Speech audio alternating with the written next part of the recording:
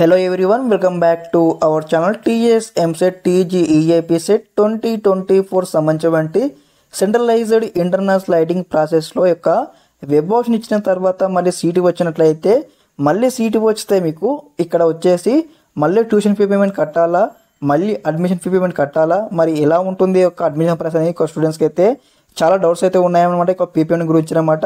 Step by step అయితే మరి ఏ విధంగా ఉంటుంది ఇక పీపీఎం ప్రాసెస్ కూడా కంప్లీట్ డిస్కస్ చేయబోతున్నాం ఈ వీడియోలో. మీ యొక్క డౌట్స్ యొక్క క్లారిఫికేషన్ వీడియో అని చెప్పవచ్చు. చాలామంది స్టూడెంట్స్ కూడా ఇక్కడ కామెంట్ సెక్షన్లో కామెంట్ చేయడం జరిగింది. ఓకే, ప్రతి ఒక్క డౌట్ యొక్క క్లారిఫికేషన్ వీడియో అని చెప్పవచ్చు. ముందుగా వీడియోకి అయితే లైక్ చేయండి. అదేవిధంగా ఇంకెవరైనా మన ఛానల్ని సబ్స్క్రైబ్ అయితే వెంటనే సబ్స్క్రైబ్ చేసుకోండి.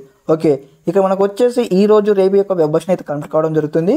వెబ్ ఆప్షన్ అయిపోయిన తర్వాత మనకి ఏదైతే 26 లోపు అయితే మీకు ఇక్కడ మీ కాలేజీలోనే మీ విభజన ఇచ్చి ఉంటారు కదా, మీ కాలేజీకి మీ విభజన ఇచ్చి ఉంటారు కదా, వేరే బ్రాంచ్కి ఇచ్చి ఉంటారు కదా, మరి మీకు ఇక్కడ వేరే బ్రాంచ్లో సీటు వచ్చిన మీకు ఇక్కడ ఏదైతే 26 లోపు తెలుస్తుంది. తెలియగానే మీరు వెంటనే మీకు ఇక్కడ సీటు వచ్చినట్లయితే ఓకే, అదర్ బ్రాంచ్లో సీటు వచ్చినట్లయితే మళ్ళీ పేమెంట్ కట్టాలంటే మళ్ళీ పేమెంట్ అయితే అవసరం ఉండదు. మళ్ళీ అడ్మిషన్ కొత్త తీసుకోవాలంటే మళ్ళీ కొత్త కూడా అడ్మిషన్ మీకు అవసరం ఉండదు. ఏదైతే వెబ్సైట్కి వచ్చేసి మీకు సంబంధించి ఏదైతే మీకు కొత్త అలాట్మెంట్ వస్తుందన్నమాట, పాతది అలాట్మెంట్ ఉంటుంది కదా, పాత అలాట్మెంట్ క్యాన్సిల్ అవుతుంది.